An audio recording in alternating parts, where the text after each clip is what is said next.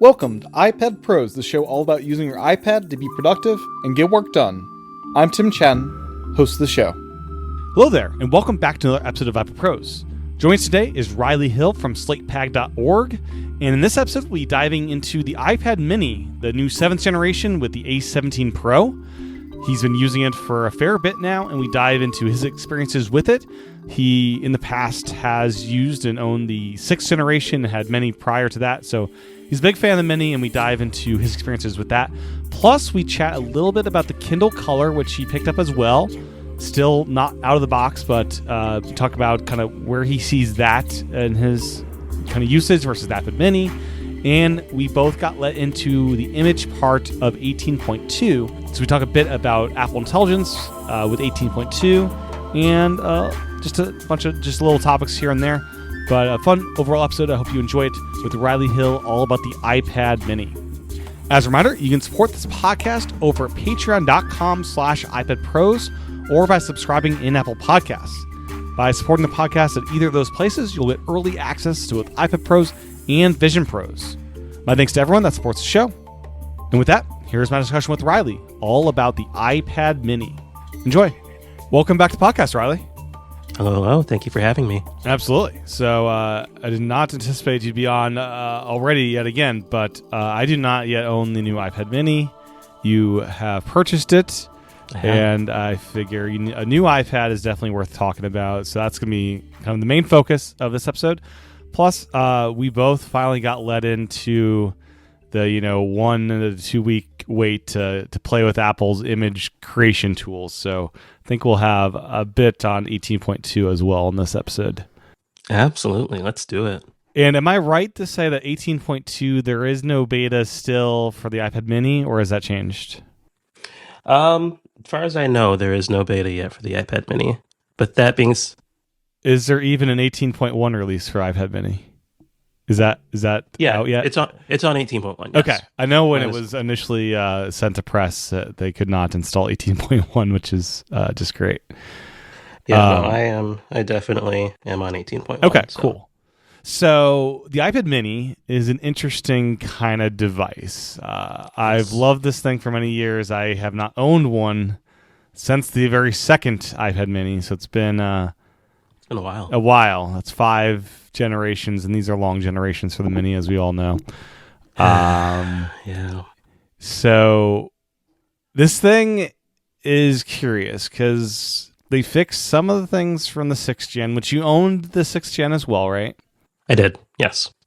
And there's, I guess, 2 big things. The chip is the A17 Pro, up from the A15.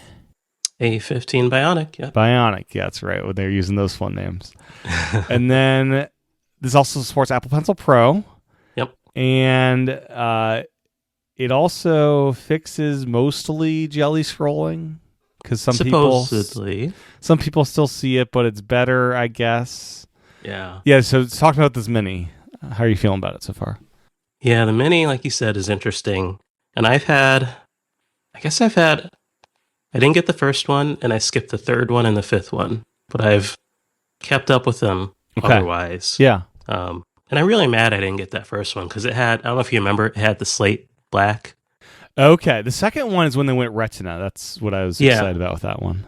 Yeah, that one I got, I don't know what happened. I had a lemon with that one. It had I got 3 hours of battery life on that, and I took it to Apple, and they're like, it's fine, but that's weird. I couldn't make it through half a day. Anyway, so yeah, the Mini.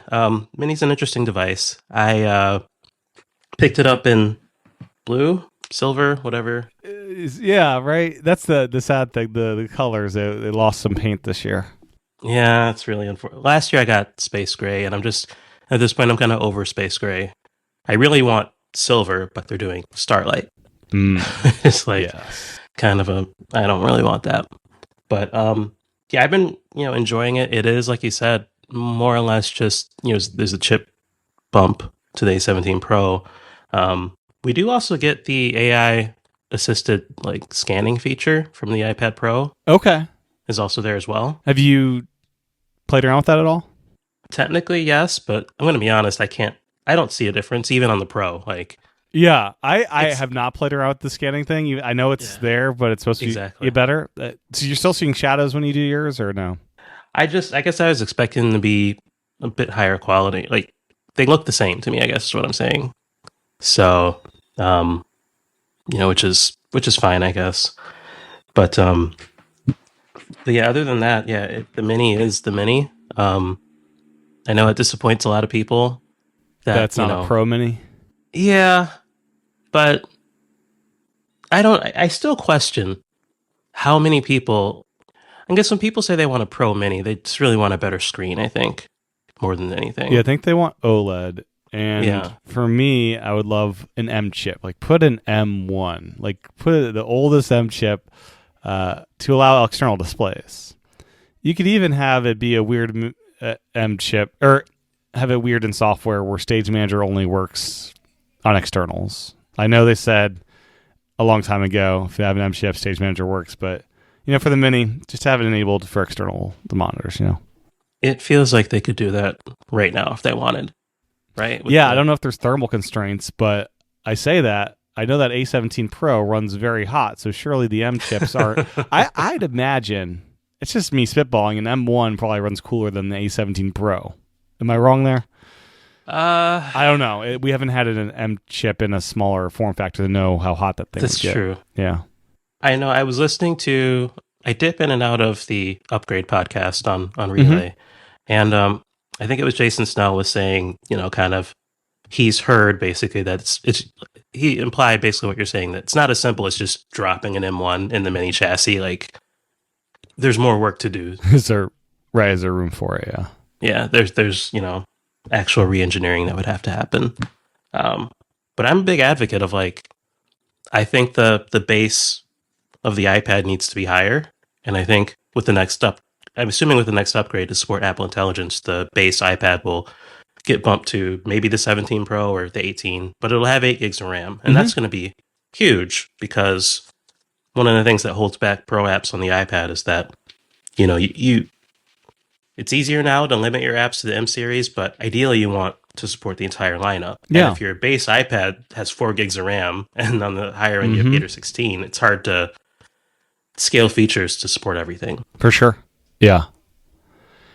And I guess I just want to mention Pixelmator, as you mentioned Pro apps. Yeah. So this is not a news podcast, but I just want it's a weird it's a weird thing. So Pixelmator announced on the Friday of Mac Week that they're getting acquired by Apple, and you have two camps. I'm in the worried camp because you have the camp that's like, oh, they might turn it into shortcuts where it's its own app that gets good updates. They could call it Aperture or whatever, and that'd be awesome if we go that route. There's also the camp which is rightfully justified in thinking this could happen, where they dark sky it and they just build some features from Pixelmator in the photos, but we'll never get the full out Pixelmator Pro. Like right now, Pixelmator has both image editing for just like Photoshop replacement, and also it's got Photomator for like enhancing the Photos app. So there's the worry that they're just going to use the machine learning technology from Pixelmator or for Photomator and just put that in the Photos app, and that'll be it. And the Photos app might get slightly better over the years. And yeah, do you have any idea of where do you think that it'll go from here? Well, I hope they don't just put the stuff into Photos. And like, I don't know, I feel like Photos needs to stay simple. And I know with the 18 redesign, there's a lot of like, oh my gosh, what happened to this? Like, they made it more customizable. But it presents itself as not as simple as it used to be. Yeah. So I hope they keep them as separate apps, even if they don't, rename them or integrate them in any other way. Like if they just own them and they, keep building out the apps separately. I don't want the stuff to go into Photos. I don't think it's going to be a dark sky situation. I think Apple takes photography and all the photo stuff way more seriously than, a weather app. So I don't think they're going to I don't think they're going to bungle this, is my feeling. I hope not. But who knows? Could go either way. But I feel like, do we know, are the developers are becoming acquired as well? Like, are they going to be Apple employees? Or they? I would assume so. Okay. That's part of the worry is it an acqui-hire, you know? Yeah. So, I'm cautiously optimistic. I think this is a really, just the whole photography space is so big for them. Like, I have faith they're not going to screw this up. Yeah, I hope not, because I did, when my daughter was born, I did a full series of, like, let me investigate all the photography, like, editing tools, and had a bunch of developers on from all the big guys, and turned out Photomator was easily my favorite as far as UI and feature set, and so they've announced basically stay the same for now, but in 2 years, what's gonna be the case? Yeah, but going back to the Mini Pro point, I mean, it seems like we're partially there now with the 8 gigs of RAM, right? That was previously limited to the Pro and then the Air, and now we can run Final Cut Pro on the Mini. Yeah, how is that? It's actually okay. So I did a quick short on there. I have another one I'm going to do in the next couple of days. I mean, the UI of Final Cut Pro, it's fine. The smaller the iPad, the better, almost, in a way. Because it's such a handheld app. I think it might actually make me want to use it more with the pencil. And there's not really pencil-specific features outside of the live drawing, but it does kind of lend itself, I feel like, to wanting to drag things around more with the pencil. Okay. Because it's got the whole, like, jog wheel thing, and you're, like, tapping the interface. The Mini interface, it is smaller, right, than the regular iPad. It scales it down a bit. Yeah, there's still, I know when the Mini 6 came out, there was a lot of conversation about how it just seemed almost like an afterthought for Apple to, there were widgets that didn't, scale correctly, and some of that's gotten a little better, but there's no, like, if that was a problem for you on the Mini, it's still kind of unchanged, I would say. Gotcha. Overall, like, it could be better, but we don't have to, get into the iPad home screen wishes and whatnot. Although honestly, as I look at mine, it's okay. I still miss the iPadOS 13 and 14. The look we used to have. Yeah. On the home screen, the fixed clock in the center and that row of widgets, like, it was perfectly between the iPhone and the Mac the way they did widgets, and then we lost it. I'm looking over a compare page to the iPad Mini 2 and the A17 Pro Mini, and I forgot we didn't have Touch ID on the second Mini. Yeah, that didn't come until later. Yeah, super awkwardly too. And it launched with the A7 chip on the second Mini. So that's the oldest compare. You can go back with the Minis, but it's only 10 chips away. Yeah, that was those were good. The Minis that was such an interesting time, right? Like, it was when Apple did the Mini, it was like these all the Android tablets were like 7 inches, and there was this, and the Nexus 7 had come out and was doing relatively well. Yeah, and there's speculation that Apple decided the 9.7 is the perfect size, and they would never go smaller. And then Steve Jobs went on that earnings call and was like, the whole, like, oh, these things are great, but you have to sand down your fingers to a quarter their size. That whole rant he went on. Yeah, those were the days. Yeah. But so, I mean, this came out of that. And I think Tim Cook made a comment once. Every now and again, an executive makes one of these offhand comments that no one reports on, but it was something to the extent of, I don't remember the context, but basically he implied the Mini was like a big burst. Like, the first and second one were popular, and then it's just kind of trailed off ever since. Sure. Like, it's never sustained the popularity it had initially. Well, the price too. Initially, it was such an appealing price as the iPad you get. Yeah, this was true, and that's the pricing is what I think. It's so middle range. The pricing, it's not super cheap. Yeah, it's not super expensive, but it is more expensive than the base iPad. And for the longest time, the iPad Mini meant iPad Air Mini. Right. And then they threw M chips in the Airs, and it no longer truly meant that anymore. That's true. It throws off people, though. Like, when you look at the lineup, it's like, wait, this one is $349, and it's bigger, and the smaller ones, like you would naively think the smallest one's going to be some cheapest. people will say miniaturization costs money, which it can. Sure. It can be easier to produce a bigger object that has less tolerances in that way. And I think that, the base iPad, the 11-inch iPad Air, like when you're making a bunch of screens of the same size, right? Like I'm sure it's cheaper on some level, Sure. even if they're slightly different. So, but I see that a lot. It's like, why is this more expensive than the base iPad? Well, it has better specs than the base iPad too. It does. But like, it strikes me too. The Mini is lighter weight than it was when it launched, or at least the Mini 2 was 0.73 pounds. That your Mini is 0.65 pounds. So it's, I guess, with the redesign and making it a smaller device, actually, with the home button removal and bigger screen, it's actually became lighter at that point too. It's a really appealing form factor. Like I've largely, like if you're a multi iPad person, Yeah. I've largely kind of subbed in the 11-inch Pro where the Mini used to be, but like, Right. there is something about the size though. It's just I'm very enjoyable. envious because I have the 11-inch Pro. Yeah. And it would make no sense to get a Mini and an 11-inch Pro. Really? None at all. It makes sense if you have a big one and a small one. That's where Sure. it makes the most sense, I think. Yeah, it's my favorite thing. I think coming up with the winter here in the Midwest. The Mini fits in my winter coat pocket in the inner, so I can just kind of carry it with me, kind of pull it out like a boss move. Sure. Just like, Is that a cellular one or just Wi-Fi? So I got cellular, like the 11-inch. I haven't.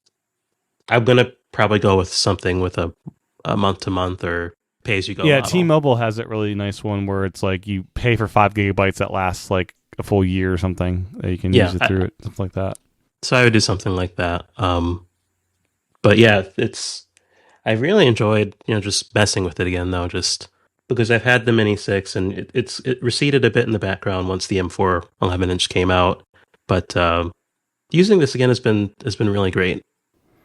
And kind of what role you think will it find for you? So it does do. So there's two ways I look at the Mini. So for me, I often use it as like an iPhone plus, I guess. Like It's kind of like, because it's bigger than the biggest iPhones, and it has a different aspect ratio that makes it a little bit better for portrait and landscape. But it's close enough that if you wanted to, like if you think of the phone as like something you just kind of grab and mess with, like the Mini can do that. Mini can kind of do everything the iPhone does, minus taking pictures and fitting in your pocket. Yeah, I wish the compare page could put the iPhone Pro Max next to the Mini. Right. I mean, it's just obviously the iPhone is a better screen and is better for watching videos. I think you get less black bars with the modern iPhone aspect ratios. Sure. But like for basically smaller still. Yeah. But like, so I would have, what I've done in the past is just have my Mini next to me throughout the day. Whereas at one point you would have had your phone sitting next to you. It would be the Mini. And now it would be the device I would reach for to check something real quick and look something up, or, even take a phone call, because I work by myself most of the day. So I can use a speakerphone just fine. So that's one way I use it. And then secondly, depending on what I'm doing, like I said, in the winter, this slips in my jacket pocket, so I can bring this with me. And then if I get some downtime, I'm waiting in line somewhere or something, it's a better experience for pretty much everything, like for returning some emails or, working on a thumbnail. Its portability is still its best feature. And have you noticed it getting hot with the A17 Pro? No, anything you've been doing? Not even exporting video. I have a iPhone 15 Pro, so I still have the hot A17. The hot phone. Yeah, it is. That thing warmer, right? Warmer. Yeah, I wonder if Apple Intelligence doing the 18.2, if doing a bunch of photo generation would make that heat up. Because I've heard mixed experiences with the A17 Pro in the Mini with as far as heat. But yeah, it's interesting. Video exports don't seem to touch that chip highly. I wonder if games probably might push it more than video exports would have their own dedicated chips now, I think. Exactly. Yeah, they have like the dedicated like encode and decode blocks and things like that. So it got a little weird to me that people would, like, reviewers would talk about video export performance when, like, all of the Apple Silicon chips now have this. Like, Sure. Like it should be fast on pretty much everything. Yeah. It's not really, as taxing as it used to be, I guess is my point. But yeah, and it's been my initial reason for getting a mini, like the Mini 6, was you kind of hoped it would be that little notebook, like sketchbook type of device. And I tried to use it like that for a while. It's just a little too small for me for writing. Like the 11-inch is a little bit better for a longer form note taking with the pencil, but this is just such an attractive form factor. It's hard to put down, to be honest. What was the inclination to upgrade? Was trade-in something that made this non-expensive for you to swap it out? Yeah, it was mostly the Best Buy trade-in. I was able to get $350 for my Mini 6. And even though I got cellular, I got the base model, which got bumped to 128 gigs of that's such storage. A nice that thing, is, because in the past, you almost had to go with the higher end model, because 64 gigabytes, I don't think I can install. I don't think I could just log into my account with that and not yelling at me with iMessage just being more than that, probably. Yeah, exactly. And that's, I had the 256 in the last one. I didn't want 256, but 64 was just a non-starter. Yeah, 128, it's enough. And then 512 as a new high end is great. So before we just had 2 capacity tiers, now we have 3. So yeah. It's a nice change. So that was kind of the driver, being able to get that deal. And after 3 years, the battery's starting to go a bit. Do you feel the storage reduction? Because that is a big reduction there. Not so far, because of I've offloaded things to the other iPads, so this can be a little bit more minimal and focused. I say so. I don't have as much video or music locally stored as I used to, because I do that on my iPad Pro now. So I haven't felt it yet, but also gave me the opportunity to start fresh. I didn't restore from my backup. I'm starting over new on this one, so clean slate, and it's been going pretty good so far. Good. And something kind of curious to me is the Mini A17 Pro Mini supports Apple Pencil Hover. Yes, which the 6th generation did not, and that ran a 2nd generation Apple Pencil. And I'm trying to think when the Hover was added. M2 Pro. And we're still not sure what about the M2 Pro enables it versus the M1 Pro. So it's cool that it's here. I don't know I'm very happy it's here, because Hover is one of those things where you don't really know you'll appreciate it until you get it.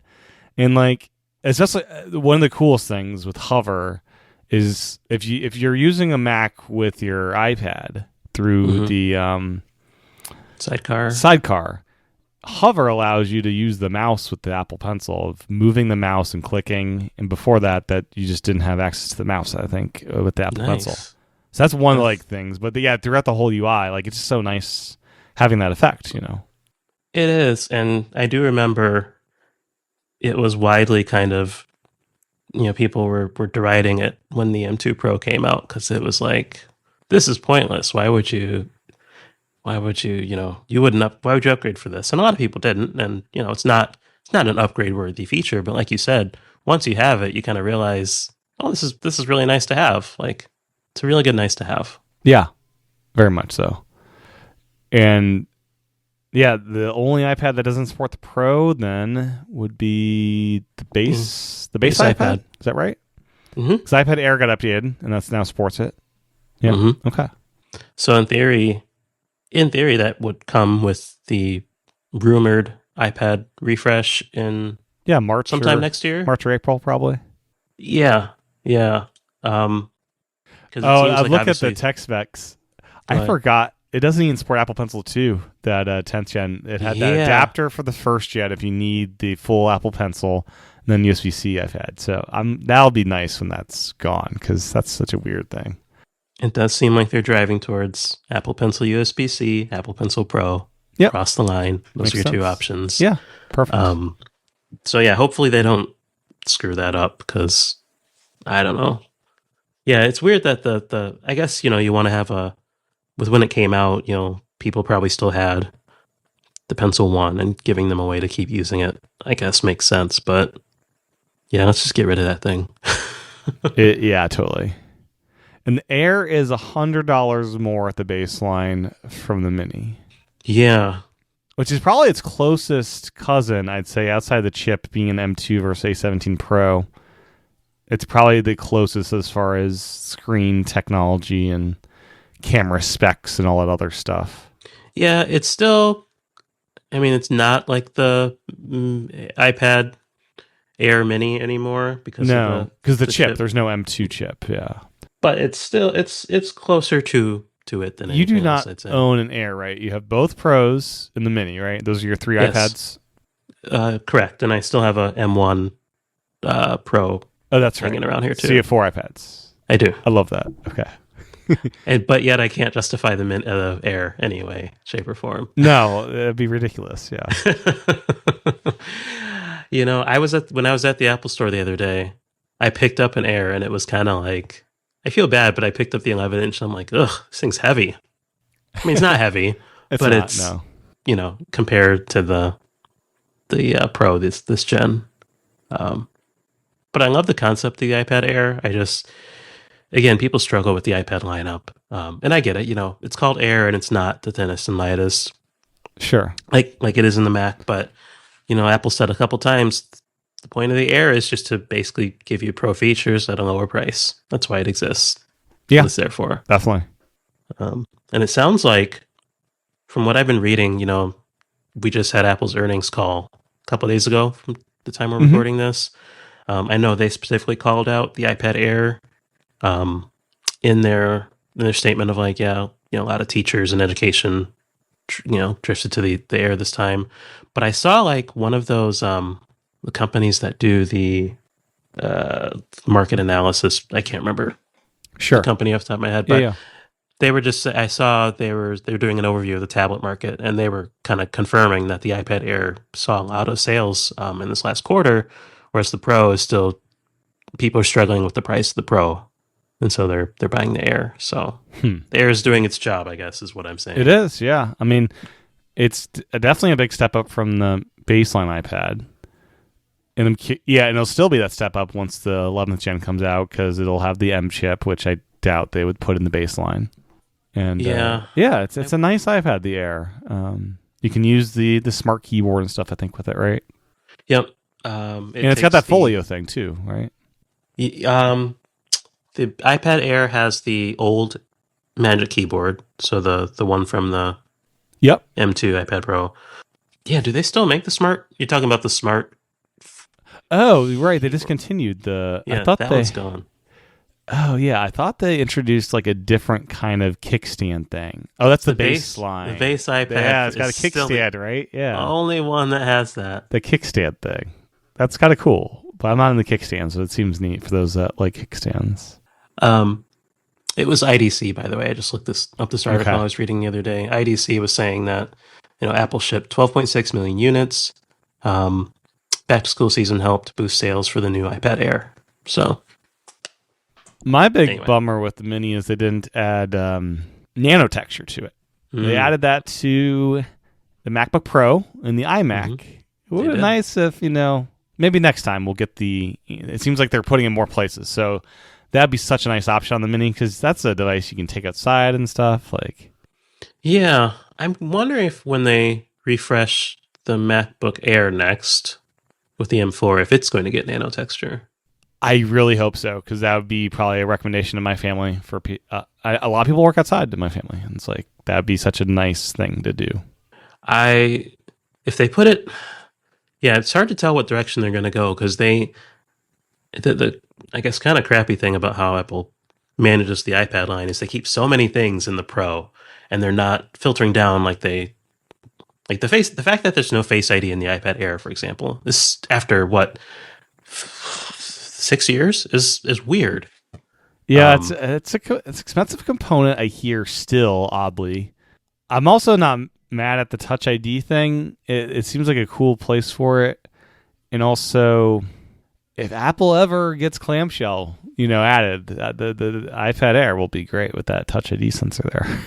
That's sure. I suppose so. Yeah, but when they do the clamshell mode, hopefully they can add support for the Touch ID keyboard and just do it there. That would require actually maybe doing some work on the keyboard, which they seem to not want to do anymore. You need the latest OS to run the USB-C keyboards, so clearly there's some new firmware in there. Well, I guess the keyboards, I guess I'm not complaining. The keyboard, to me, is fine, except I want multi-device support. Absolutely. And they should be like AirPods. The keyboards and trackpad, all that should be like AirPods. Whatever device you're using, it just knows and can use it with that. That actually kind of held me back on. I was prepared to buy one day one, and then I'm looking at my Thunderbolt dock here. I'm like, oh yeah, this keyboard I have just switches to whatever I plug, my... Sure. And to do that with that keyboard, I need to keep it plugged into the dock base. And kind of... And you can't do that with Vision Pro as well. No exactly. Dock. No dock for that. Yeah. So... For the Mini, do you use it with a folio case or anything like that? Yeah, I bought just a relatively cheap folio case. And you use the same one you did last year? Mm-hmm. Yep, same one. Nice. It's just black. I have the one of the colors they had last time was like a salmon. It's an orange. It was electric orange or something. I have that folio, but it stained like no one's business. Oh, I don't know what happened. Like I pull it out of the drawer and it just it's. It's not like a watch band we can throw in the washing machine. It's probably plastic, right? I don't know how that would go over in there. And metal, the magnets or whatever. You probably can't tell, but this is. Oh yeah. I can. Yeah, it's. I don't know what happened to it. That's a shame. 'Cause that's a great color. It was a great color. It's a great color. Apple should make more vibrant colors like that. And I love how it says Mini on the back of it now. It's very cute. Mm-hmm. Mm-hmm. Yeah. But yeah, so it's been a nice change. And you also got a Kindle Color alongside the Mini, which is just very curious to me. I've never actually owned a Kindle in my entire life or any kind of e-reader. And where do you see that device living alongside the Mini? Like purely outside for reading? So I've done the reading on. So I do a little reading on all my iPads, to be honest. Like if it strikes me, like I'll read on whatever. But when I want to, if I just want to read, I've always had a Kindle around, like if I want to read for more than, I don't know, like 15, 20 minutes. Like I prefer the e-ink experience. I kind of like that, it doesn't have all of your apps and your notifications and stuff like that. It's just an e-reader. Although you can configure the iPad to do that. Sure. Especially with focus modes. Like you can achieve the same thing, but it's kind of nice having something that's not a smart device, even though it kind of is. Yeah. It's just a reader. And I kind of like having something that has that single purpose. And you went color for any particular reason? I'm going to try it with comics. I'm a big comic reader. I kind of already know what I'm in for in terms of like, it's obviously not going to be as bright as an iPad, like the colors.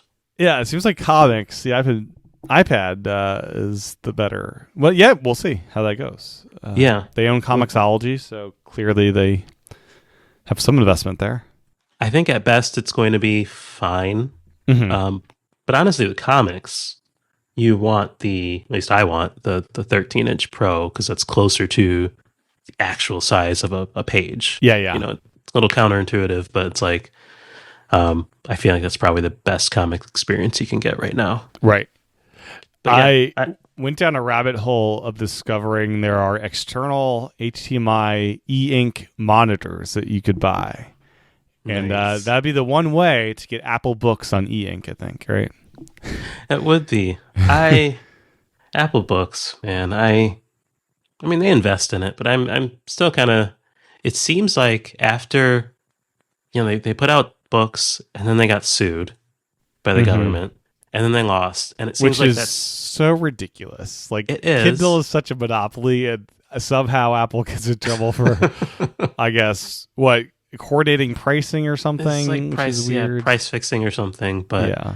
but that seems to it took all the wind out of their sails for books. I feel like they just like they're gonna keep doing it, but like any enthusiasm in the company seems to have evaporated for Apple Books. Yeah, That's I would sad. love a little Kindle from Apple. It's just an Apple Books device. Because I have not bought Kindle books. I buy Apple Books, and then I have Audible as well. Yeah, that would be. I have a few Apple Books, and I do like the Books app, but I'm not a heavy reader overall, so it's not a huge investment if I was to move to Kindle. But yeah, I've not made that jump. yeah, I'm gonna be looking at this week. Probably do a video comparing the two.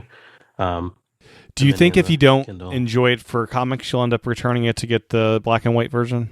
Probably not, unless the black and white experience is somehow impacted. Because I know. Oh, the like color- the actual text. Like maybe the text is actually worse in that versus the paperweight. Although it's my understanding, like for black and white content, it's the same kind of 300 DPI, but for color, it's like half that. Okay. It's like 160 or something. So, I also kind of already gave my old Kindle to my wife, so I'll probably hang on to it regardless. But Okay. we'll see. We'll see.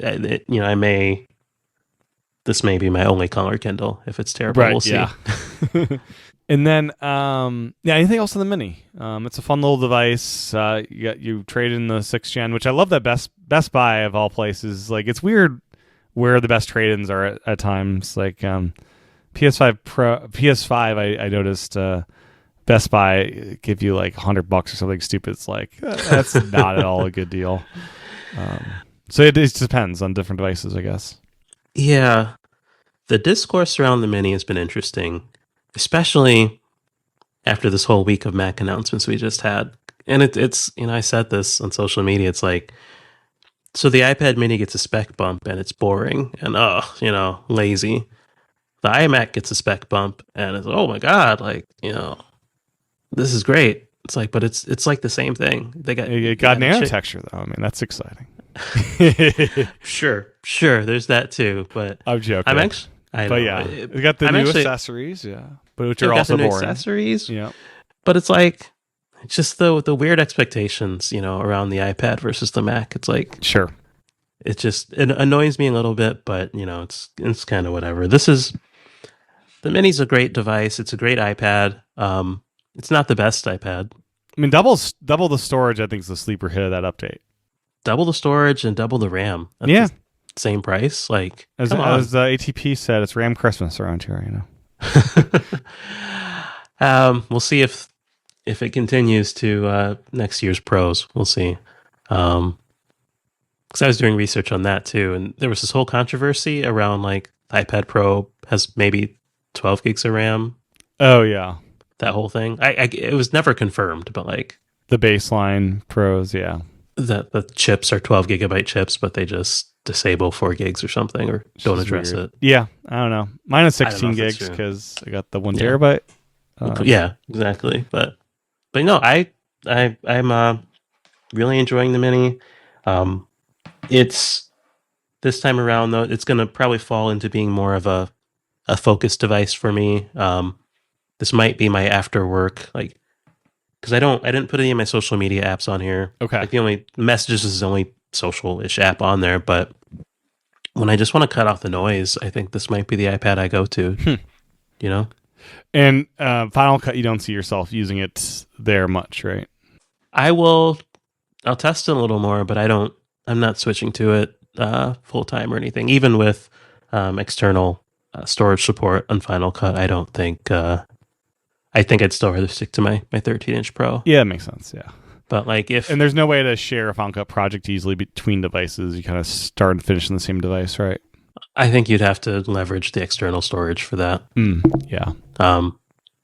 But it's not easy, and I'm hoping one day, because I think DaVinci, they have like a more comprehensive like cloud solution. They definitely do. Yeah. So I'm hoping one day Apple does something like that, where maybe when because I know like you can still only go from iPad to Mac with Final Cut files. You can't go backwards. And if they ever solve the cross-device Final Cut issue, then maybe there's a cloud backend. And Sure. that could, Yeah. because then I would try it on the Mac. I really haven't tried Final Cut on the Mac ever, so that is what many say is best there. That's where I learned it back in 2010, I think. Final Cut 10 back in the day. I had the very first version on my MacBook Air, 2011, and it ran it just fine. The exports were kind of slow, but it's funny. With like video work, like it was fine at the time because you're working with 1080p video and things. It's funny that your computers at the time, they're fast at the time, and then you try to do stuff with them that it's like, we're working with bigger files these days. And I think because I don't have that context, I just kind of picked up Final Cut on iPad and just got started. Like I don't have any training or anything. Right.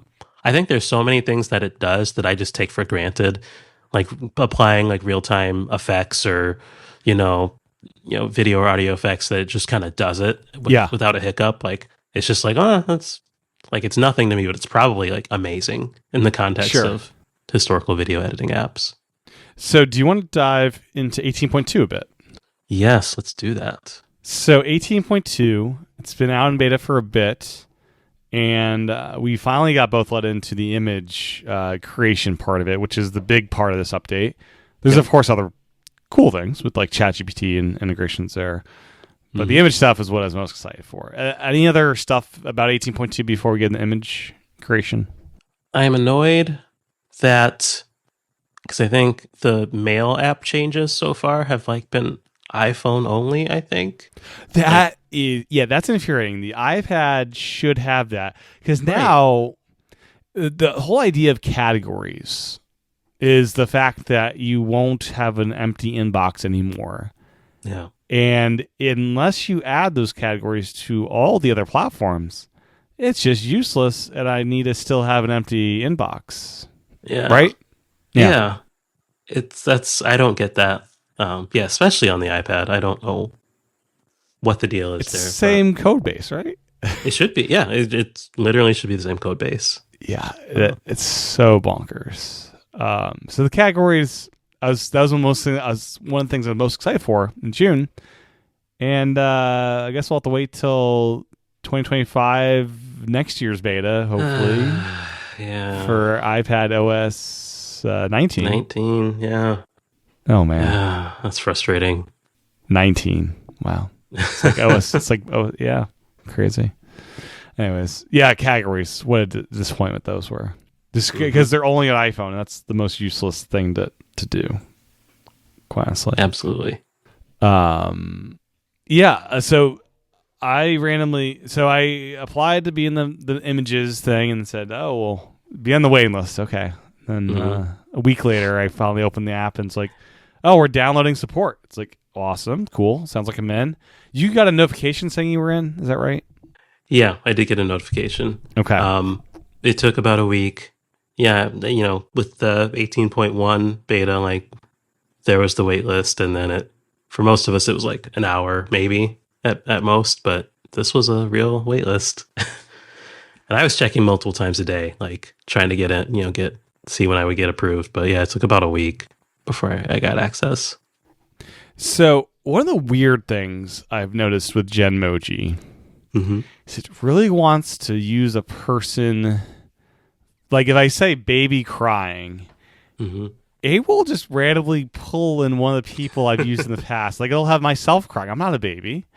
That's one of the weirdest things. Like I guess there's a way to do generic people. You have to like tap on the person and say use an emoji and choose child, man, or woman.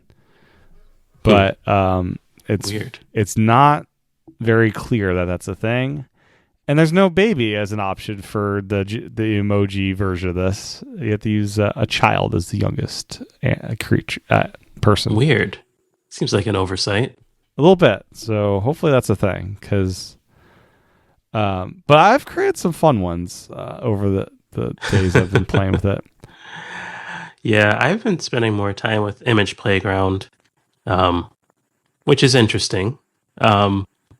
Just this is version 1. But some of the people images are just weird looking, like really weird looking. I have a mixed chance if that's going to have me as a bald suggestion or having hair, which is just fun. Yeah. It's like, here's a look at your Struggles. future, totally bald up there. It's like, okay, thank you. It does seem to struggle. Yeah, I fed it a few pictures, and whether or not it gets facial hair is like up in the air. Oh yeah, sometimes when I haven't shaved, it will definitely have a little a beard thing down below. It's like, okay, that's interesting, and it's interesting. Yeah, it feeds the images off of like a single picture versus like, let me just look at all the pictures of Tim and just have a more cohesive vision of who I am. Which is what you'd expect for sure. Like, at least that's what I would expect. Like the benefit of it running on device and having access to all the photo data is, it will leverage all of them into some kind of aggregate. Yeah, but that does not seem to be the case. Yeah, some of my favorites have been the animals. Like, I have a red panda emoji, and that really works well. And like, yeah, any animal you throw at it, that's pretty good. And the food, I had like an egg and cheese bagel sandwich that worked pretty well there. I asked it that sausage sandwich though, and it kind of failed there because it didn't do a sausage patty as you'd put in a sandwich, but like a sausage, like a hot dog was thrown in there. It's like, what are you doing there? The one I was trying during my video was I was trying to make a human fly, which maybe was too ambitious because it failed. Like it just kept giving me a fly, no matter what I told it. So, one of the very cute ones I sent you is my daughter swimming as a Genmoji. Nice. And I think it nailed that one pretty well. It her did. in the water and in a swimsuit and stuff. And so, I think one of my annoyances with that, with the emoji set, I guess, as an iPad enthusiast, is like there's a phone emoji, there's a laptop emoji, there's no tablet. I've seen people create tablet things with Genmoji. Yeah, but if I say use an iPad, I don't get anything really. I've had mixed results in Image Playground with, like, I told it took my picture and then I said, like, make me a Harry Potter character, and it was like, oh, can't do that. Which I thought, oh, maybe it doesn't like copyrighted terms or whatever. But then I tried it like an hour later and it did it. So it's like, I don't know. Yeah, it's funny. If I type iPad as just a Genmoji prompt, nothing. If I type tablet, it gives me basically the original iPad almost design. It's so weird. So, but that's honestly, that might be what I'm looking forward to the most, is just being able to have a tablet emoji or me using a tablet or something like that. Same thing with iPhone. You can't type iPhone, but if you type phone, you're going to get some results. Yeah, it's funny. It gives you kind of iPhone looking things, not an actual telephone from the days of old, which makes sense, I guess. But yeah, it's kind of funny that they don't. You'd think Apple would have their own products as like part of the training data. You would think. But they're not. It appears. Have you tried Image Wand at all? Sorta. I tried on the iPhone, but it's weird. It has you describe what you drew. So is it actually basing it off of what I drew or my description? So it does two things. Like, there's two ways to use it. First of all, like, scenario one is you have a note with a bunch of text, and then you have a sketch embedded in it. Mm-hmm. And then it's supposed to pull on your note content as interesting context. Yeah. In addition to your sketch. And then the second way is if you just draw a sketch, for whatever reason, it wants you to then provide additional context. Like, and I'm not sure why that is, but those seem to be the two ways to use it. Have you done any sketches? Yeah, I've done. I tried it both ways. And I got it to work both ways. Honestly, I had better luck with just a regular sketch and then giving it that additional context. Like, I drew a house and a sun and, some grass, and I think I just said house on a sunny day was my prompt, and and it gave me something pretty solid. And it'll do similar size to what you're putting there. So if you draw something kind of a weird size, it'll try to match that. It was in the ballpark. Okay. Size-wise. Yeah, my sketching ability is terrible. I failed out of art class pretty quickly. No, you just go to music class. You don't need to do art anymore. And that's probably one of the, not flaws, but the issues with this whole system is like, if your sketch is just like unrecognizable, I don't know how much it can do, so. The other fail I noticed is with pets. Okay. So first off, you can't, you can't just have it select like you do with, so normally with the people, if you have people tagged as this is Tim, you can select that in the UI. Mm-hmm. With pets, it doesn't do that. You have to go in your image library to pull out an image, which seems weird because they added the pet ability, but maybe it's because they know, the animals are really actually terrible and generic. Like I put in I throw in a photo of my cat and my dog, looks nothing like them at all. No resemblance. It's like, what are you doing here? Yeah. Such a shame. Feels like it's sending everyone the same dog or something. Yeah, it's such a shame because that was one of the things I think one of Apple's vice president said they'd use it for is making funny things with their dog. It's like, it's really terrible at that. That's true. Yeah. No, I found the same thing. But yeah, I feel like the image stuff, it's a solid V1. Like I hope they keep iterating on this, but I guess it's nice to have built in, I guess. I struggle a little bit with this whole, like, I'm glad Apple, I know they quote unquote had to do something in AI.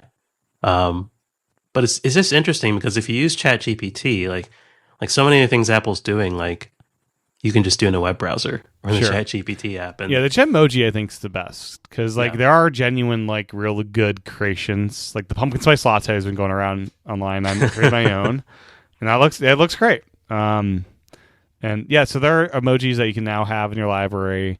I have this happy taco thing that's just delightful.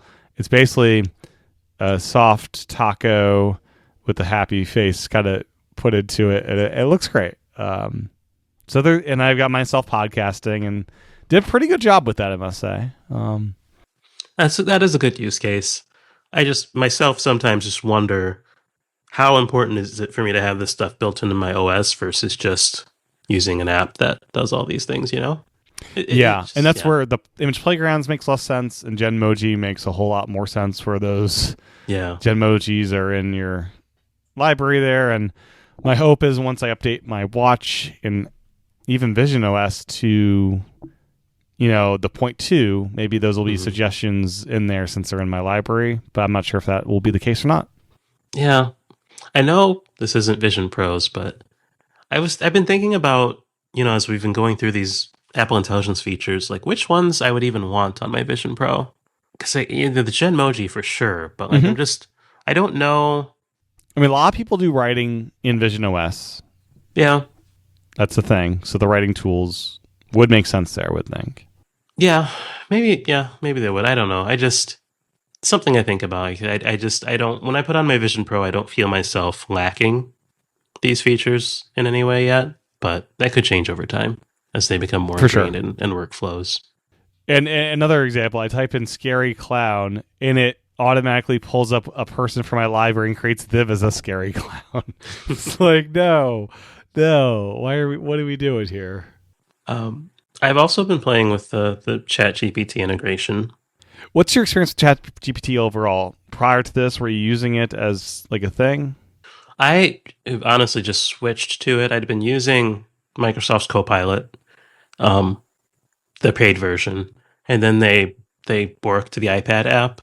Like they redesigned it and like they released it and it didn't even work in landscape. And then they fixed that, but now it doesn't like work with slide over or split view anymore. And I'm like, well, done with that. So I just moved to ChatGPT as my chatbot of choice. Okay. And so, yeah, I've been playing with it a bit on the 18.2 beta. Interestingly, you can sign up with your account if you want. You don't have to sign in with an account, but you can sign in, and your requests will get saved to your ChatGPT account. Mm-hmm. Like and you can create an account right there and use an anonymized email if you want to. Yep, you can do that. You get prompted every time Siri sends data to ChatGPT, unless even if you turn off if you turn off the prompt, because there's a setting to turn off those prompts. If you upload an image and apparently upload a file, it's going to ask you every time. Yeah, which makes regardless. sense, right? Yeah, which is a little surprising to me, but it's nice to have the option to plug in additional chatbots. That's been kind of cool, to be honest. And I know Apple's talked about expanding out to Gemini and maybe Claude in the just having this be a medical chatbot, option. perhaps. Yeah, like I appreciate it's been presented by some as like a sign of weakness or a bad thing that Apple's doing this and they don't have their own chatbot. And I kind of appreciate that they don't, just aren't following the trends, right? Mm-hmm. Like they've decided this is not like a core thing they need to do, so they're not doing it. Yeah. Yeah. What have you found best results with using the Siri integrated ChatGPT versus just going to the app? I've honestly just really enjoyed just not having to go to the app for simple text query. Like a lot of times I'll have Ulysses open and then just have formerly Copilot, now ChatGPT, just open in a split view or a slide over size window and just kind of ask questions there. And now I can just use Siri. And it doesn't interrupt my flow as much. Okay. It's less, maybe less of a context switch. It's not, that might be how I'd look at it. Gotcha. Yeah. 18.2. It'll be an exciting update. I'm just having so much fun just playing with the Genmoji. Quite honestly, it's interesting. They also updated the writing tools. They did, where you can do more freeform prompts, like make me a poem of this. Yeah, I told it to rewrite this text in Old English, or make it a proclamation, and it did it for me, which is kind of cool. I wonder if you can ask things to translate into Elvish from Lord of the Rings. I bet you could. ChatGPT probably has that. I would, yeah, which is also integrated into the writing tools now. Like, oh, that's right, yeah. There's a compose option, and it can plug right in. I mean, that stuff could be interesting as like if you're writing lyrics for a song and you want to do it in some different language. I don't know, as a thing. Yeah, sure. Why not? But yeah, this has been. It feels like the Apple with the image stuff. Apple Intelligence, I guess, is maybe starting to feel a little more substantial. I don't know if you. Yeah, I agree. And Apple often uses emoji as an inspiration for people to update. And what's more of an inspiration than creating your own emojis with 18.2? And often, the 0.2 update is the one they try to get people on. So, yeah, that's true. I think that's when they add the new emojis. I don't think we got any new emojis this time around with 18.2 yet. No, I haven't heard about any yet. But I think the 0.2 is like, because for a while they don't show you the version upgrade. Like if you're on 17 right now, it's like at the bottom. But I feel like at 0.2 is maybe when they turn that off. It's like, hey, your next upgrade is 18. Yeah. Gotta go. Let's go.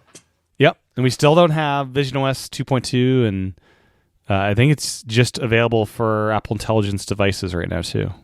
That is, my understanding. I read that and then realized I don't have anything to really verify that on anymore. That's the thing. But it's been I've been enjoying 18.2. It's been more interesting than 18.1, which has been nice. With Pixelmator, do you own all the Pixelmator apps yet? I just have Pixelmator on I have the classic regular Pixelmator, classic on iPhone, iPad, and then whatever, I guess the base one on Mac. I've had for a while. Gotcha. Yeah, I was wondering, is it smart advice to advise people buy these up while you still can, kind of thing? Well, hopefully they would be free. Like I would hope they would go free. Yeah, we just don't know the future of what these apps will do. So yeah, I wasn't sure what advice we should provide, but The only thing I don't have is Pixelmator Pro on the Mac. I don't know if I should buy that for the $50 while I still can.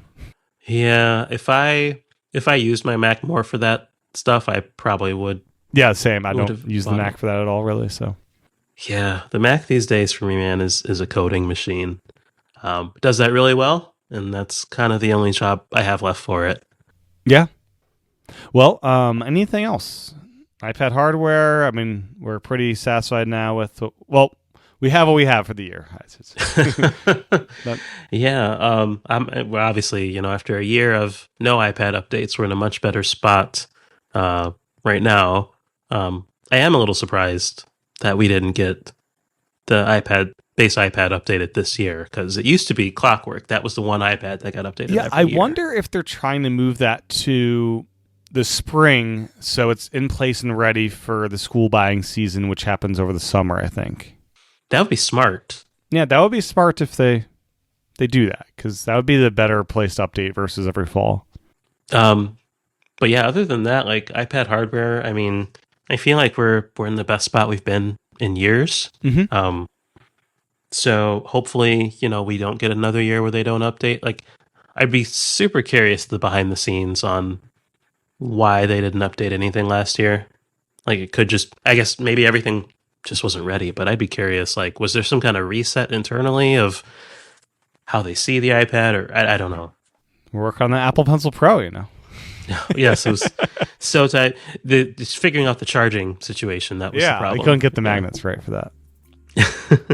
Well, where can folks follow you online and watch your awesome videos and read everything you do? So slatepad.org will get you to pretty much everywhere.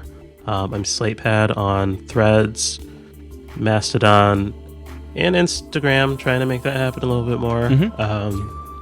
But yeah, usually if you just go to the website, you can get to everything there. Excellent. Yeah, Instagram is so foreign to me now. It looks nothing like it did when I last used it. Yeah, it's got video. It's like, what are you guys doing over there? It's like, what do you want? Like, it used to be photos. Now it's, you want reels or stories? So weird, yeah. Anyway, thank you, Riley. Really appreciate your time today. No problem. Thanks for having me. Well, that's my discussion with Riley all about the iPad mini. Make sure to check out Riley's work over at slatepad.org. My thanks again to Riley for his time recording. My thanks to you for your time and attention tuning in. As a reminder, you can support this podcast over patreon.com/ApplePros or by subscribing in Apple Podcasts. Also, if you have not yet left a review in Apple Podcasts, that too would be greatly appreciated. With that, I'll talk to everyone again real soon.